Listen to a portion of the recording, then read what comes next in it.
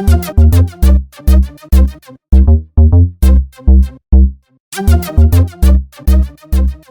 folks, Garrett here, back with a reply to Time Lord's video, a month-old reply. I'm sorry there, Matt, but you know, it happens. I'm sorry, but I'm doing it now.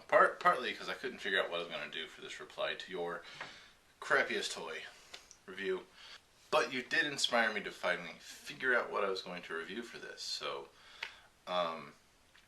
first off, before I get into this, you know, as with many of us, I personally don't think that I buy very many figures or have very many figures in my collection that are crappy, because I don't buy everything. I buy just what visually appeals to me. That is not to say that I haven't been duped by the marketing guys at Hasbro into believing that a figure that I'm seeing in package, looking at the photos on the back of the card or on the internet or whatever, looks really cool, and then I get it home and it's complete crap. I do have a few. Going through this though, I found that most of them seem to be in the Beast Machines line. Only a few. But out of the bunch, the one that I had to pick strictly on the what were they thinking line has got to be this guy right here, Beast Machines Megatron. Now, as far as the what they were thinking, this is why. You go from this, and this, Matt, this is why you inspired me, because you did your review on this guy the other day. I mean, you go from this, probably the most impressive, just, gotta put the crap down. You know, probably the most impressive figure in the Beast Wars line to this little hunk of crap. Now, that's not to say this doesn't have a redeeming feature or two. I do have to say that I do like the wings. I think there's some nice sculpting on the inside, blending the organic and the techno. There's not a lot of sculpted detail, but there's some in there. So I do kind of like the wings. And I'll show you one other reason why here when I get them transformed. But if we look at just the dragon part, you know, first off, he's entirely too small. Way too small. You know, to go from this great big giant red dragon to this dinky little lizard. The head on mine, since I bought it, has been floppy like this. I mean, it's got this little ratchet in there that you would think that you'd be able to bring it up and have it stay in place so that maybe you can get some little flying poses like this. But mine doesn't. I mean, that's all it does. There's one other little ratchet that you can kind of bend his head down like that. But I mean, you know, why do you want it? So, you know, that's, every once in a while it'll kind of stay in place, but hardly ever.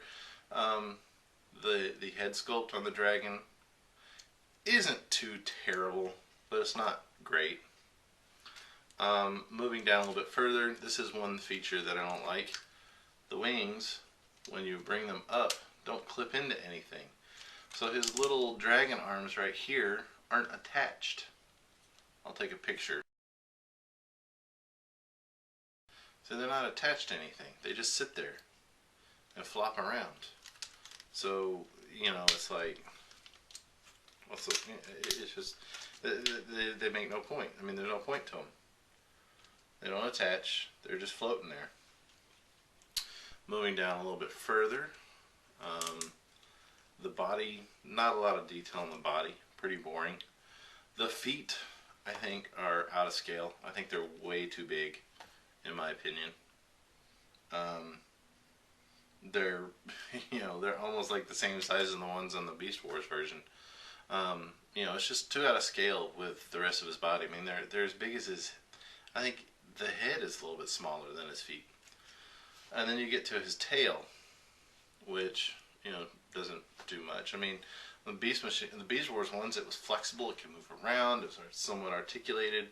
You know, this, I mean, you could do that, or you can flip it up and make it look like he's pooping, you know, with his robot arm underneath there.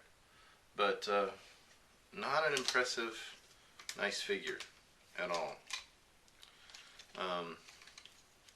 Try to get these wings back where they're supposed to be. Now, I said redeeming feature of the wings. One of the cool parts about the wings is you can fold them up and it becomes a shell to hide all the crappy bits of the figure. But you can do that in robot mode, which covers them up even better. So let me put them in robot mode so you can see what that looks like. Okay, now we have them in robot mode, which doesn't get much more impressive. Again, he's very dinky. He barely fits together. I think the first big, just glaring crap part of this figure is right here at the waist. His little dinky dragon arms just fold up and fit inside that empty space. And when you do fold them in, they just barely do their job to fill that in. I mean, but they just fold in place and nothing pegs together firmly. So, you know, you've got, you know, everything just kind of, these flop out of here all the time, and it's just not nice. It's not a clean figure. It's very sloppily done. Then you've got his dragon head, neck, arm, whatever, which doesn't do much but flop around. Because the springs on mine don't work very well, you know, you can't do very much with that. This arm, the tail arm, well, you can have the tail down there, which creates kind of like this gun. But then, you know, if you want his fist, then you just flip this up like that. But then now you've got this just sticking out. Or I guess you could flip it up. Now it's just sticking straight up. I mean, you can't do anything with that. Again, I think the feet are out of scale, way too big. And then let's look at that robot head. Here's a picture.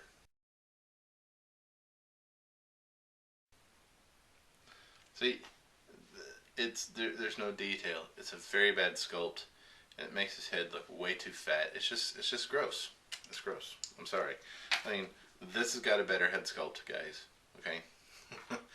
Now again, the one thing I do like are the wings, which you get that lovely, the one redeeming quality of the wings that you kind of slide them down, bring them in like this, snap them together, and now you don't have to look.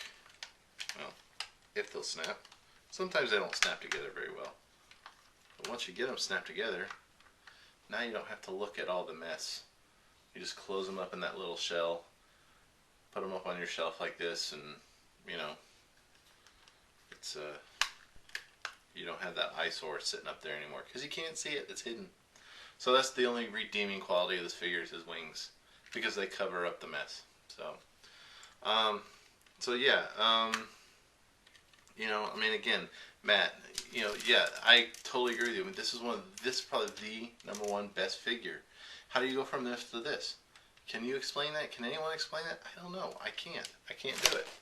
I mean, this right here, this is the later vehicle mode version of, well, this is the KB exclusive repaint. I don't have the original one, but the big walking crab head that later on Megatron gets an upgrade to. I mean, this is 10 times better than this. So, you know, you can see his head. He's got a nice head sculpt. And, you know, this is a much better figure. They should have just made him like this from the beginning, to be honest with you. But, anyways, so, yeah, that was my crappiest figure review. It might have been a crappy review, too. Since I've been making videos, I'm a little out of practice. So, hopefully it worked out. So, anyways, thank you guys for watching. Again, sorry, Tommy, it took me so long, but now it's done. And we'll talk to y'all later. Bye.